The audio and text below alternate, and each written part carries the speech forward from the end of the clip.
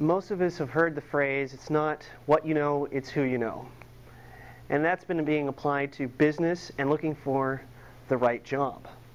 Today I'm going to apply it to dating and finding the right someone. Madam Contest Chair, fellow Toastmasters, and our guests. I would like to explain to you how I came to this conclusion through a couple of scenarios from my life as I've kind of wandered around trying to figure out this whole dating thing. So if you could imagine the first scenario, you're going out for a night on the town, going out to a club.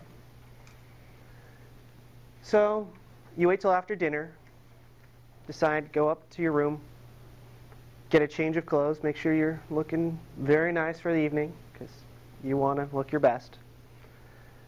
Then you head out for the club.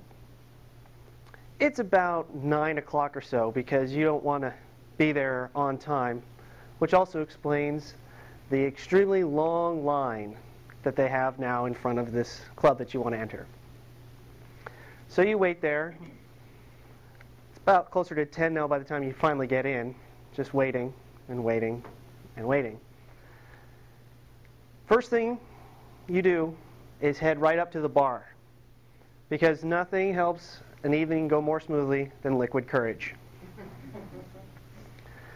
After you have your first drink of choice, you then take a look around the crowd, survey the landscape as you will, and notice I see a few people in here that I think are fairly attractive. I think I might try talking to one of them. And then you decide on the individual that you want to talk to. You look over at them and realize your legs aren't moving anymore. You're just kind of standing there, drink in hand, going, why aren't I moving? You stand that way for about 5 minutes. Seems like an hour. But then you realize, okay, maybe that's not the right person. So you look at somebody else, then all of a sudden your eyes meet, and you realize, oh boy, they're looking at me. Okay, simple solution to this current dilemma. More liquid courage. Back to the bar you go. Get another drink, or 3, and continue, and you're like, okay, this time it's going to work. Find one of those individuals you saw originally, and realize they're gone.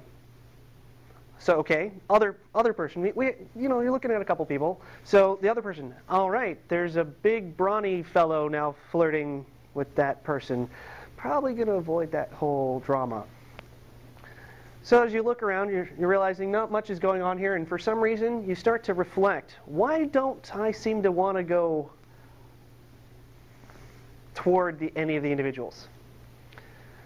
Probably a little shy, a little nervous. Maybe this isn't really my scene.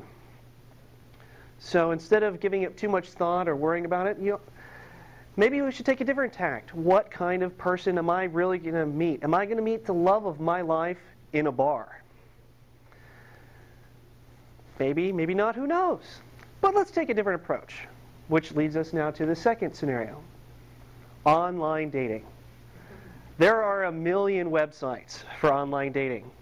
You can do anything you want. Go for your 29 points of compatibility, or you could just go for the meat market, vast, just sheer numbers. Well, at this point, feeling a little down, let's go for the numbers.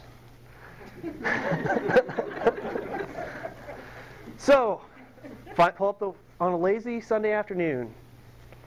Again, you're sitting at your computer. I'm going to do this. Just get it done. So, log into website of choice. Start filling in that information. And filling in that information. And filling in that information. For any of you not familiar with it, there is like 2 to 3 hours worth of information.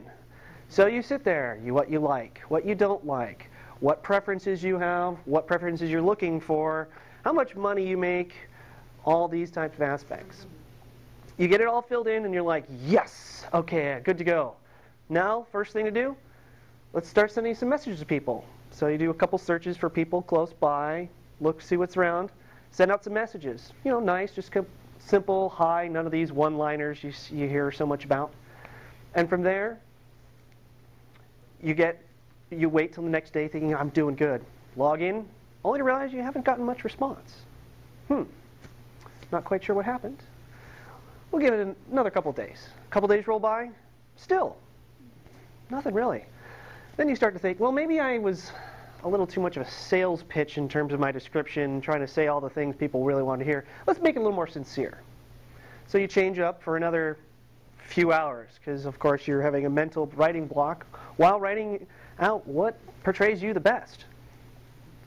Then, okay, done. A few more messages. Let's see where this goes. Another day, not really getting a whole lot. Day after that, still nothing. At this point, you're starting to wonder, what's going on? Is it my picture? Did I put something politically incorrect that was offensive? Am I not making enough money? Who knows? So at this point, you start to think of all your friends, like wondering, what am I doing wrong? So you start to think, you have all these married friends. How did they really meet? Some of them found each other through bars or websites, admittedly. However, as you start to really think about it, the vast majority met through friends or friends of friends. So perhaps you've been wasting your time the whole time. Now that's how I became convinced it's more about the friends and friends of friends, and more specifically, it's not what you know, it's who you know. And along those lines, I also know I have a room full of people that might be able to aid me in my future searches. With that, thank you very much.